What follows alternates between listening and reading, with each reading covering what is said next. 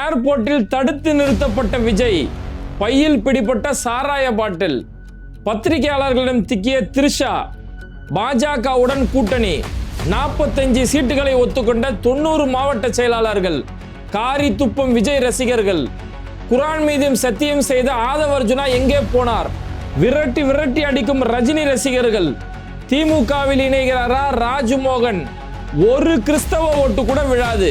இதுதான் இன்னைக்கு தமிழ்நாட்டில் பெரிய ஒரு சர்ச்சைக்குரிய ஒரு விஷயமாகவும் முக்கியமான ஒரு தலைப்பு செய்தியாகவுமே மாறி இருக்கு. இது சம்பந்தமான பல உண்மையான விவரங்களை இன்னைக்கு வீடியோவில் பார்க்க போறோம். அதுக்கு முன்னாடி யாரெல்லாம் பேட்டை டிவியை சப்ஸ்கிரைப் பண்ணாமல் பார்க்குறீங்களோ அவங்க மறக்காம சப்ஸ்கிரைப் பண்ணிட்டு இந்த வீடியோக்களை உங்கள் நண்பர்களுக்கு அதிகமாக ஷேர் செய்யுங்க. ஏன்னா யூடியூப் தரப்புலேருந்து தொடர்ந்து நோட்டிஃபிகேஷன் அனுப்பிட்டே இருக்கிறாங்க. வீடியோ பார்க்கக்கூடிய 45% மக்கள் தான் சப்ஸ்கிரைப் பண்ணி பார்க்குறாங்க, 55% மக்கள் சப்ஸ்கிரைப் பண்ணாமல் பார்க்குறாங்க அப்படின்ற அறிவிப்பு கொடுத்துட்டு இருக்கிறாங்க. அதனால யாரெல்லாம் சப்ஸ்கிரைப் பண்ணாமல் பார்க்குறீங்களோ அவங்க மறக்காம சப்ஸ்கிரைப் பண்ணிட்டு இந்த வீடியோக்களை உங்கள் நண்பர்களுக்கு அதிகமாக ஷேர் செய்யுங்க. இப்போ ஏர்போர்ட்ல நடிகர் விஜய் தடுத்து நிறுத்தப்பட்டிருக்கிறாரு. அவங்க தனியார் விமானத்தில் அவங்க போகக்கூடிய நேரத்தில் பையில என்ன இருக்கு அப்படின்றத செக் பண்றதுக்காக கிட்டத்தட்ட அரை மணி நேரம் தடுத்து நிறுத்தப்பட்டாங்க. அதுல ஒரு பையில உள்ள சாராய பாட்டில், அந்த மது பாட்டில் உள்ள இருந்தது அப்படிங்கிற விஷயம் இன்னைக்கு பெரிய அளவில் பூதாகரமா மாறி போயிருக்கு. ஃபர்ஸ்ட் இவங்க ஏன் ஏர்போர்ட்ல தடுத்து நிறுத்தப்பட்டாங்க அப்படின்னும் போது இதுக்கு பின்னாடி உள்ள விஷயம், அதாவது விஜய் இப்ப சிபிஐ விசாரணைக்காக போயிட்டு இருக்கிறாரு. இது சிபிஐ விசாரணை மட்டும் இல்ல, இது கூட்டணி பேச்சுவார்த்தை நடத்துறதுக்காக போறாங்க. ஏன்னா இப்ப எல்லா கட்சிகளுமே பிரபலமான கட்சிகள் எல்லாம் கூட்டணி பேச்சுவார்த்தை நடத்துறதுக்காக அந்தந்த கூட்டணி தலைமை கட்சிக்கு போவாங்க. இப்ப திமுக கூட்டணியில யாரெல்லாம் இருக்கிறாங்களோ அண்ணாரிவாளையத்துல கூட்டணி விஷயத்தை பேசுவாங்க. அதிமுக கூட்டணியில யார் இருக்காங்களோ ராயப்பேட்டையில இருக்கக்கூடிய அதிமுக அலுவலகத்துக்கு போய் பேசுவாங்க. இப்படிதான் காலங்காலமா எல்லா கட்சியும் நடக்கும்.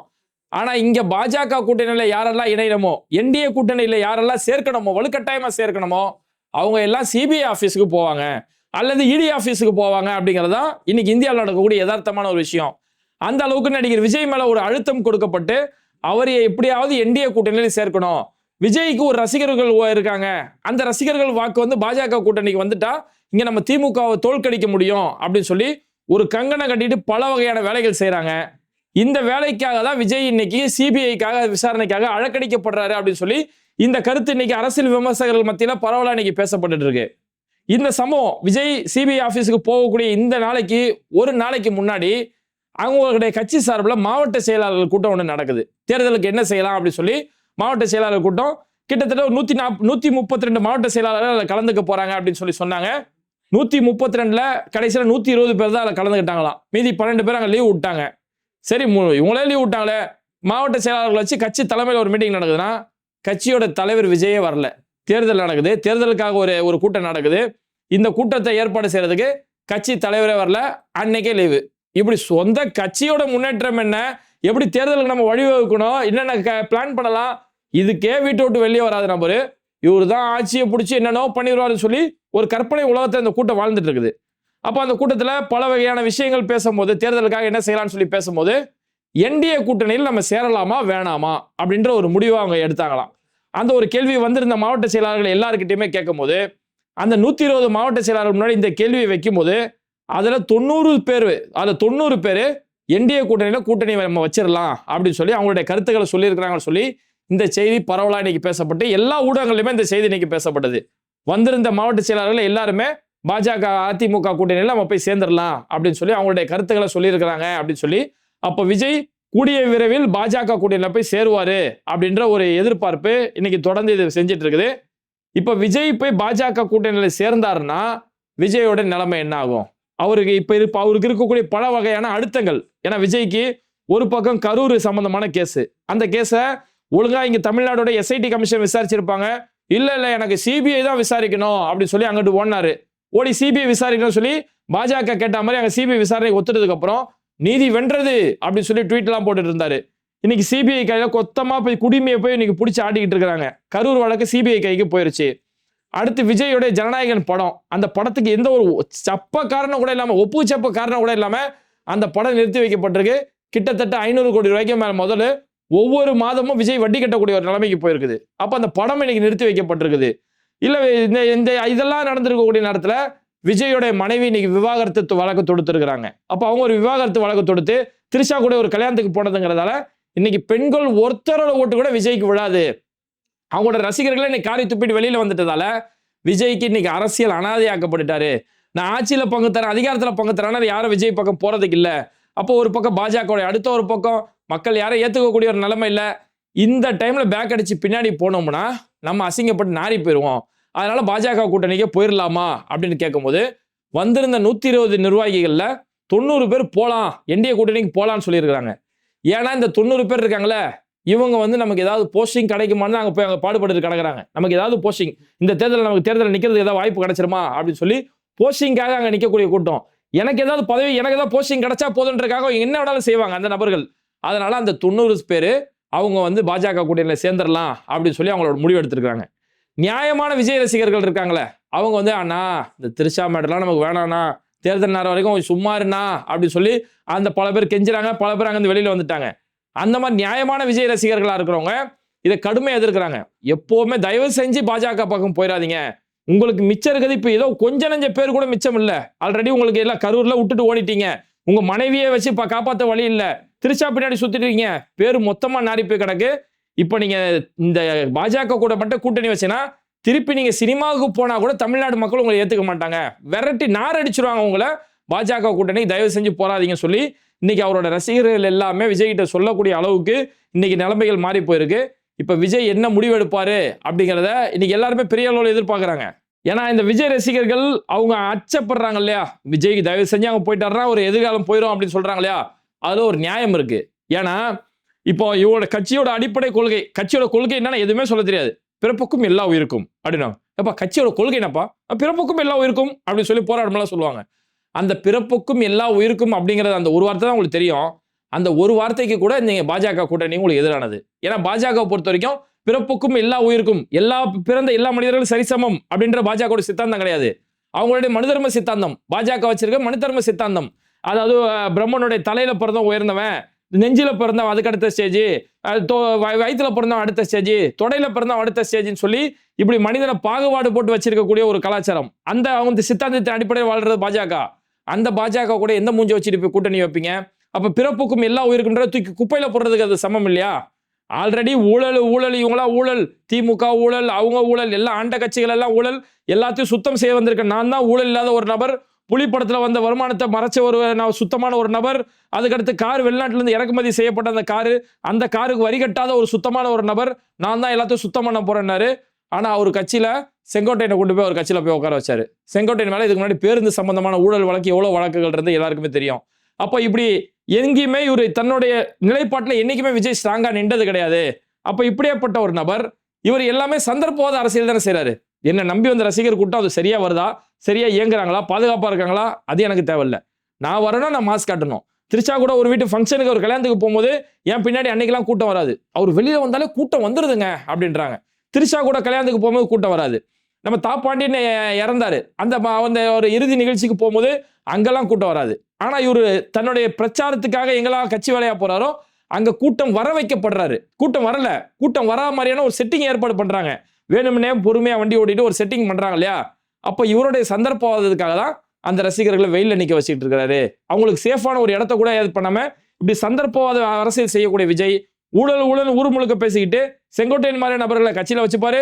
இப்ப பிறப்புக்கும் எல்லா உயிருக்கும் சொன்னவரு இவர் பாஜக கூட கூட்டணி வைக்க கூட தயங்க மாட்டாரு அப்படின்றது இன்னைக்கு பெரிய அளவில் எதிர்பார்க்கப்படுது. கண்டிப்பா விஜய் அந்த பக்கம் போய் சேருவாரு. அப்படி சேர்ந்தாருன்னா அவருடைய சினிமா வாழ்க்கையும் டோட்டல் காலி அப்படிங்கிற ஒரு கட்டத்துக்கு போயிடும்.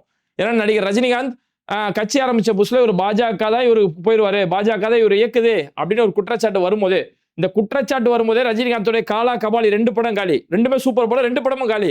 ஆனா விஜய் மட்டும் பாஜக கூட என்டிஏ கூட்டணியில சேர்ந்துட்டு திரும்ப ஒரு சினிமாவுக்கு தான் போயாகணும். திரும்ப சினிமாவுக்கு போனார்னா அங்க அவருக்கு அந்த எந்த ஒரு இடமும் இருக்காது அப்படிங்கிறது பெரிய ஒரு விஷயம். விஜய்க்கு இன்னைக்கு ஒரு ஓட்டு விழுவோம் அப்படின்னா கிறிஸ்தவர்களுடைய ஓட்டை நம்பிக்கை விஜய் பயணிச்சுக்கிட்டு இருக்காரு. 1000 தான் இருந்தாலும் விஜய் ஒரு கிறிஸ்தவர் இல்லையா? அதனால நம்ம கிறிஸ்தவர்கள் தான் அவர் ஆதரிக்கணும்னு சொல்லி ஏதோ ஒரு சில கிறிஸ்தவர்கள் அவர் ஆதரிக்கிறாங்க. இதை இசையமைப்பாளர் ஜேம்ஸ் வசந்த் கடுமையாக எதிர்த்து இருக்காரு. அவர் ஒரு பரிபூர்ண கிறிஸ்தவர், நல்ல கிறிஸ்தவ நம்பிக்கை கொண்டவர், நல்ல பைபிள் நாலேஜ் இருக்கக்கூடிய ஒரு நபர். அவர் தொடர்ந்து செய்யறாரு. கிறிஸ்தவர்களை நீங்க எந்த அடிப்படையில் நீங்க விஜய் கிறிஸ்தவன் சொல்லி ஏற்கிறீங்க? விஜய் எங்கேயாவது சர்ச்சுக்கு வந்திருக்கிறாரா? எங்கேயாவது பைபிள் எடுத்து படிச்சு பார்த்திருக்கீங்களா? ஆனா அவர் பேர் ஜோசப் விஜய் என்ற காரணத்துக்காக கிறிஸ்தவர்லாம் அவர் ஆதரிக்கணும் நீங்க ஒரு முடிவு எடுத்தீங்கன்னா நீங்களும் சங்கீதன அப்படின்னு சொல்லி ஜோசப் இசையமைப்பாளர் ஜேம்ஸ் வசந்தன் தொடர்ந்து இந்த விஷயத்தை சொல்லிட்டு இருக்காரு. அப்போ பாஜக கூட விஜய் போய் கூட்டணி வச்சாங்கன்னா அவரை நம்பக்கூடிய ஒரு சில கிறிஸ்தவர் இருக்காங்களே, எல்லா கிறிஸ்தவரும் நம்புறாங்க நான் சொல்லல, ஒரு சில கிறிஸ்தவர் நம்புறாங்களே, அந்த கிறிஸ்தவரோட ஓட்டு கூட போயிடும். ஒரு கிறிஸ்தவரோட ஓட்டு கூட விஜய்க்கு கிடைக்காது. அவருடைய சினிமா வாழ்க்கையும் காலி. அவரை நம்பியிருந்த அந்த கிறிஸ்தவர்கள் ஒரு சிலர் இருந்தாங்க இல்லையா, அவங்களுடைய ஓட்டு கூட விஜய்க்கு விழாது அப்படிங்கறத கலை யதார்த்தம்.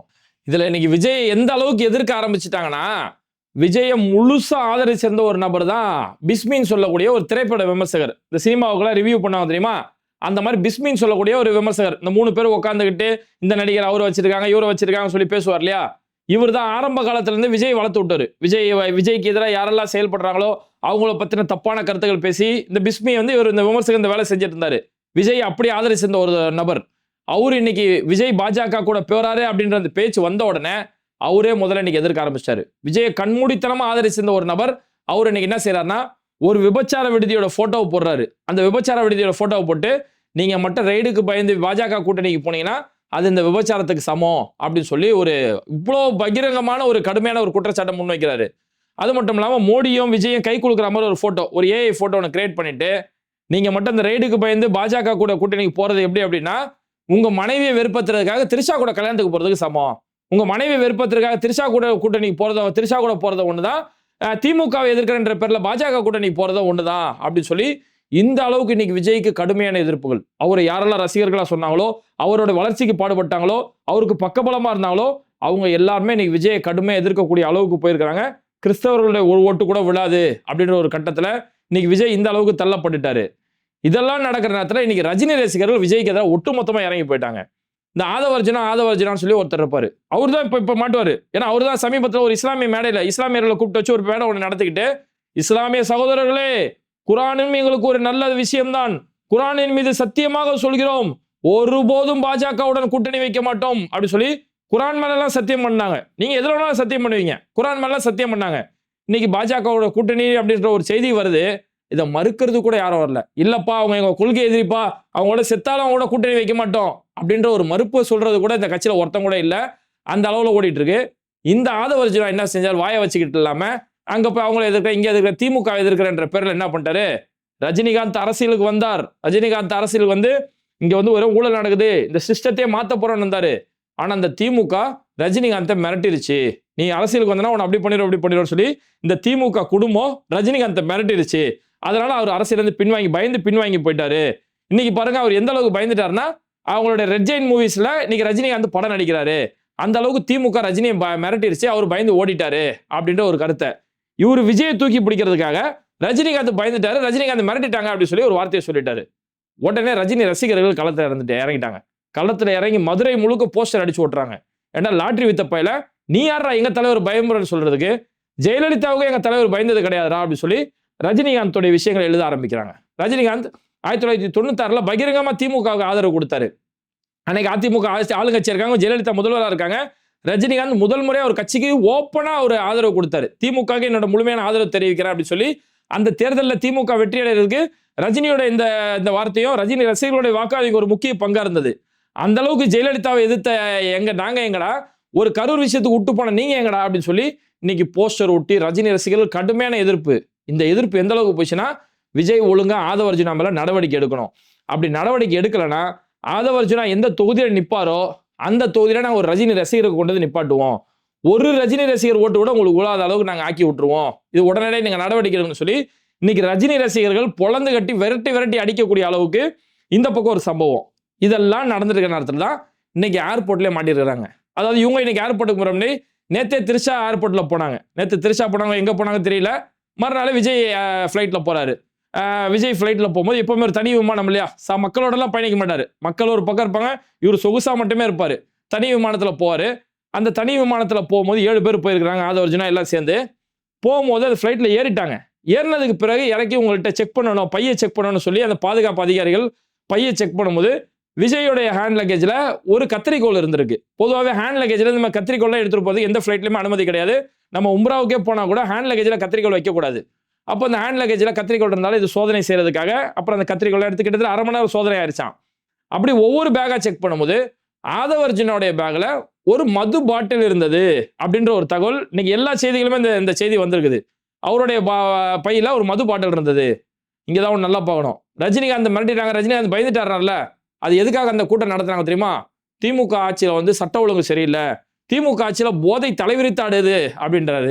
இன்னைக்கு அவரோட பையில இத்தான் தண்ணி பாட்டில் கைத்திருக்கிறாங்களாம். அப்பேற்பட்ட அப்போ உங்க பை நிறைய பாட்டில் வச்சுக்கிட்டு நீங்களாம் திமுக சொல்றீங்களா அப்படின்னு சொல்லி இன்னைக்கு ஒவ்வொருத்தரும் கேள்வி கேட்கறாங்க.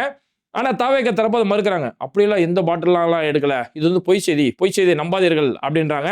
ஆனா எல்லா செய்திகளும் இந்த செய்தி பரவலா இன்னைக்கு பரவிட்டு இருக்குது. இவரோட பையில வந்து ஒரு பாட்டில் கை எடுத்துருக்காங்க. இந்த பாட்டில் அந்த கத்திரிக்கோடு இதெல்லாம் எடுத்து அப்புறப்படுத்துறதுக்கு கிட்டத்தட்ட 1/2 மணி நேரம் கழிச்சு தான் அந்த ஃபிளைட்டை எடுத்துருக்காங்க அப்படின்னு சொல்லி இது மாதிரியான பரவலான கருத்துக்கள் இன்னைக்கு தொடர்ந்து வந்துட்டு இருக்குது. அப்ப இந்த அளவுக்கு எங்கேயுமே இப்ப கடைசி வரைக்கும் இவங்க ஒத்துக்கவே இல்லை. பாஜகவோட கூட்டணி ஒரு செய்தி பரவுதுங்க, இது பொய்யான செய்திங்க, இதெல்லாம் நாங்கள் கிடையவே கிடையாதுன்னு சொல்லி எங்கேயுமே அதை மறுக்க மாட்டாங்க. அந்த அளவுக்கு இருக்கும்போது அப்ப இவர் ரைடுக்கு பயந்து இவர் எந்த கட்டத்துக்குனாலும் போவாரு. ஏன்னா விஜய் சுத்தி இருக்க எல்லாமே சங்கீதர. விஜய் கட்சிக்கு ஐடி விங் பொறுப்புல சிடிஆர் நிர்மல்குமார் இருக்காரு. நேற்று வரைக்கும் பாஜகவோட ஐடி விங் தலைவர், இன்னைக்கு தாவேக்கால ஐடி விங் தலைவரா இருக்காரு. விஜய் கட்சிக்கு ஒரு ஆப் கிரியேட் பண்றாங்க. அந்த ஆப்பை பாஜக சார்ந்த ஒரு பிரமுகர் அந்த ஆப்பை கிரியேட் பண்ணி தராரு. விஜய்க்கு இந்த கரூர் வழக்கில் விஜய் பிரச்சனை ஆகுது. இந்த கேஸ் சிபிஐ கைக்கு போட சொல்லி பாஜக ஒத்த வேட்பாளர் உமானந்த் அந்த கேஸை கொண்டு போறாங்க. இப்படி விஜய் கட்சியில இப்ப யாரெல்லாம் சமீபத்தில் இறஞ்சாலும் பெரிய தலைகள் யார் இணைஞ்சாங்கன்னா புதுச்சேரியில் இருக்கக்கூடிய ஒரே ஒரு பாஜக தலைவர் சுவாமிநாதன், அவர் போய் விஜய் கட்சியில போய் சேர்றாரு. இப்படி விஜயை சுத்தி எல்லாருமே சங்கிகள் இருக்க நேரத்தில் அவருடைய படத்துக்கு சிக்கல், இன்னைக்கு அவர் மனைவி மூலியமா சிக்கல், கரூர் வழக்குல சிக்கல், பல சிக்கல்கள் இருக்கிறதால இவர் பாஜக கையில சிக்கிட்டாரு. இவர் பாஜக கூட்டணி கண்டிப்பா போவாரு இன்னைக்கு எதிர்பார்க்கப்படுது. அப்ப இந்த விஜய் இவர் வந்து பாஜக கூட்டணிக்கு போய் இன்னைக்கு நம்ம இருக்க அரசியலை காப்பாத்திக்கலாமா அப்படின்னு நினைக்க போறாரா, அல்லது நமக்கு இருக்கக்கூடிய நல்ல பெயரையும் இன்னைக்கு பின்னாடி இருக்கக்கூடிய சினிமா வாழ்க்கையை நம்ம காப்பாத்திக்கலாம்னு சொல்லி ஒரு நல்ல முடிவு எடுத்து பாஜக தவிர்ப்பாரா அப்படிங்கறத இன்னைக்கு பொறுத்திருந்து பார்க்கணும். என்ன ஒண்ணு, இந்த அப்பாவி பசங்க பாவம் தற்கொலை பசங்க, அவங்களுக்கு எதுவுமே தெரியாது, என்ன செஞ்சாலும் நம்பிப்பாங்க. ஆனா நான் உனக்கு முட்டு கொடுக்க நான் இருக்கிறேனா அப்படின்றாங்க. கரூர் வழக்கில் விட்டுட்டு ஓடினாரு. திமுக அநியாயம் பண்ணிச்சு, திமுக தான் இதுக்கெல்லாம் காரணம்னாங்க. அதுக்கப்புறமா ஜனநாயகன் படம் வந்து தடை செஞ்சு ஒன்றிய அரசு அந்த படத்தை சென்சார் கொடுக்காது. இதுக்கும் திமுக தான் காரணம், இதுக்கும் திமுக தான் காரணம்னாங்க. சங்கீதா போய் கேஸை கொடுத்தாங்க. அவரு எனக்கு செய்ய வேண்டிய எந்த ஒரு உரிமையும் செய்யல, என்ன டார்ச்சர் பண்ணாரு சொல்லி சங்கீதா கேஸை கொடுத்தாங்க. சங்கீதா ஸ்டாலின் விலைக்கு வாங்கிட்டாரு, திமுக தான் இது காரணம் அப்படின்றாங்க. திரிஷா கூட ஒரு கல்யாணத்துக்கு போனாரு. ஐயோ திமுக தான் இது காரணம், திரிஷா தான் அந்த வண்டியில ஏற்றி திமுக தான் அப்படி பண்ணிட்டாங்க அப்படின்னு சொல்லி சொன்னாங்க. இன்னைக்கு பாஜக கூட கூட்டணிக்கு போறாருன்னு சொல்லி ஒரு பேச்சுவார்த்தை வருது. இதுக்கும் திமுக காரணம் சொல்லி முட்டு கொடுப்பாங்க. இவங்களுக்கு அந்த அளவுக்கு உலகமே தெரியாத ஒரு அப்பாவி கூட்டம், இப்படி ஒரு அப்பாவி தற்கொலை கூட்டம் இருக்கிறதால விஜய் என்ன வேணாலும் முடிவெடுப்பாரு.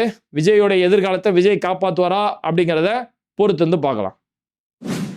ஓகே, இப்ப விஜய் பாஜகவுடைய கூட்டணிக்கு போவாரா அல்லது அங்கிருந்து தவிர்த்து தனியா நிப்பாரா அப்படிங்கிறத பத்தி உங்களுடைய கருத்துக்கள் என்ன அப்படிங்கிறத மறக்காம கமெண்ட் பண்ணிட்டு இந்த வீடியோக்களை உங்க நண்பர்களுக்கு அதிகமா ஷேர் செய்யுங்க. இணைந்திருப்போம். மிஸ்டர் பெர்ஃபெக்ட் எக்ஸ்ட்ரா கோல்டு திருமணமான ஆண்களுக்கு திருப்பு முனையை ஏற்படுத்தும் ஹலாலான இயற்கை வியாகரா. 60,000க்கும் மேற்பட்ட திருப்திகரமான வாடிக்கையாளர்கள், 500க்கும் மேற்பட்ட வாடிக்கையாளர்களுக்கு குழந்தை வரமும் கிடைத்துள்ளது. வயதான பலகினமா, சுகர் பலகினமா, இனி கவலை வேண்டாம். உங்கள் இல்லறம் நல்லறமாக அமைய உடனே ஆர்டர் செய்யுங்கள். மேலும் விவரங்களுக்கு கீழுள்ள எண்ணை அணுகுங்கள்.